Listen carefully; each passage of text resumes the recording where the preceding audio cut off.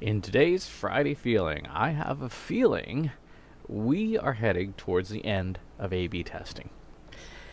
Let me explain what I mean. A-B testing is an idea that there's a right answer. That given two choices between a red button and a blue button, or a subject line with emoji or without emoji, that there's a right answer. Like, this is the answer. The reality is, most A-B tests are not, when you look at the data, most A-B tests are not like an overwhelming landslide. It's like 99% of this and 1% of this. There's usually like 60-40, maybe 70-30. Fair amount of the time, 50-50. When you use something like Google Optimize will say, hey, there was no clear answer on this test. That happens more than you think. What that means is that there's more than one right answer. And that in turn means that A-B testing, as marketers traditionally approach it, which is, we've got to find the right answer, we've got to find the answer. Well, no, there may be many answers.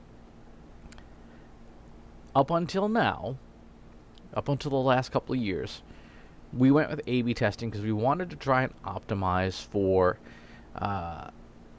the answer that was easiest for us as marketers to do. So, okay, red button versus blue button. Well, 60% of people like the red button, so we're going to put the red button up.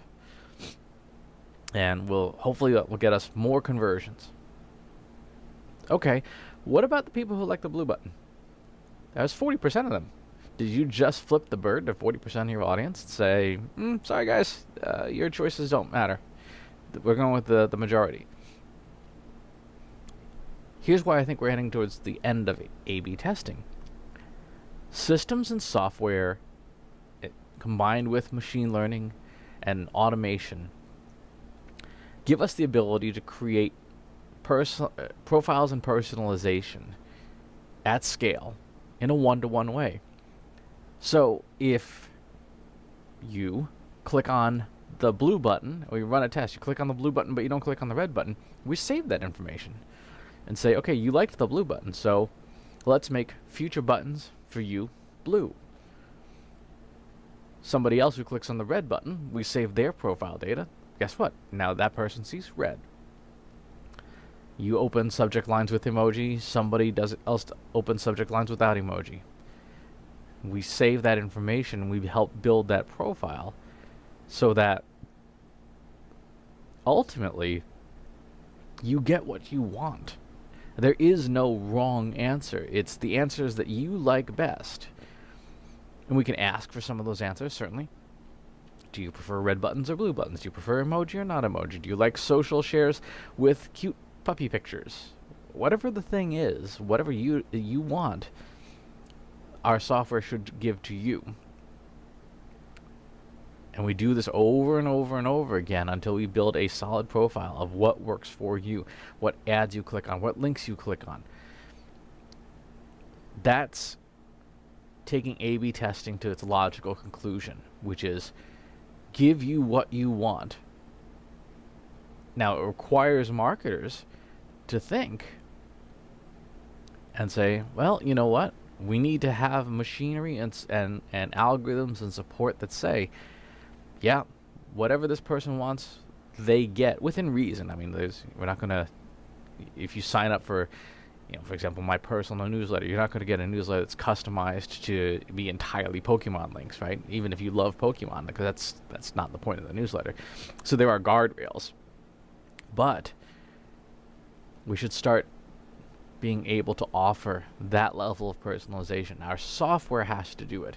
We can't do it. As marketers, there's no way we can do one-to-one personalization unless you literally have like 2 customers. If you only have 2 customers, then yeah, you can do one-to-one personalization very easily. But if you have a mailing list with more than 5 people on it, you need machinery to do that. But once you do, then it gets interesting. Then we start being able to engineer systems that can serve the needs of the person and get away from this idea of there is a right answer. Because every person who makes a choice is giving us the answers that work best for them. Now, what else this gives us is a lot more insight, a lot more behavioral insight. One of the things that a lot of marketers are struggling with right now is like, what do we do in the wake of California's consumer privacy law and GDPR and this and that, and we can't collect this data anymore. Well, no, you don't need that data in a lot of cases, not for machine learning. One of the greatest quotes I heard from a recent IBM event was that the more specific a piece of data, the less useful it is for modeling. Knowing that my name is Christopher Penn, you can't build a model on that. Knowing that I'm male, knowing that I'm in my 40s, knowing that I live in the Northeast, those are things that are more useful data points because they're bigger data sets and I can build better models with them. But even that data is not as interesting as what I do behaviorally. If you sign up for, say, an email newsletter and you say, I want to see more topics, more content about AI, and I want to see less content about politics, the newsletter software will eventually know what to send you. We'll send you a version that contains less of one, more of the other. But now, with retargeting audiences and things, I can send out and say, yep, I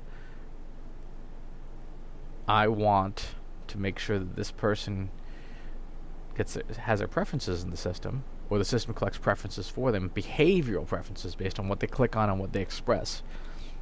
And now if I've got a new ebook on politics, don't send it to this person. They're not going to enjoy it. Send it to this person who that's all they want. And so it'll help us make more sales and better sales by directing content and goods and things to where people need them. And it's also free market research. If you set up trainable machine learning based personalization systems, you get to look at your audience and say, okay, what are they interested in? And suddenly you see, wow, everybody over here is really, really interested in, I don't know, the Internet of Things for dairy farms.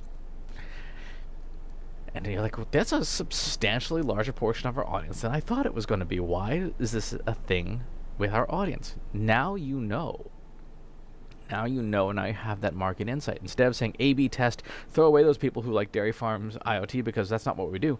Now you know, now you have that market research and you can go, all right, maybe we need to offer some kind of product or service or something there for those people because they want it, they're interested in it, and they're paying attention to it. So a lot to think about, a lot of stuff to think about. Personalization, one-to-one marketing with machine learning doing the heavy lifting for you is the logical conclusion and the end of A/B testing. So what we have to do is think differently about, is A/B testing something we should be doing, or should we be focusing on one-to-one segmentation? And I think that's the future. I feel like that's the future, and a good way to pivot our thinking from the right answer to the answer that suits each customer individually. As always, please subscribe to the YouTube channel and the newsletter, and I'll talk to you soon. Take care. Want help solving your company's data, analytics, and digital marketing problems? Visit trustinsights.ai today and let us know how we can help you.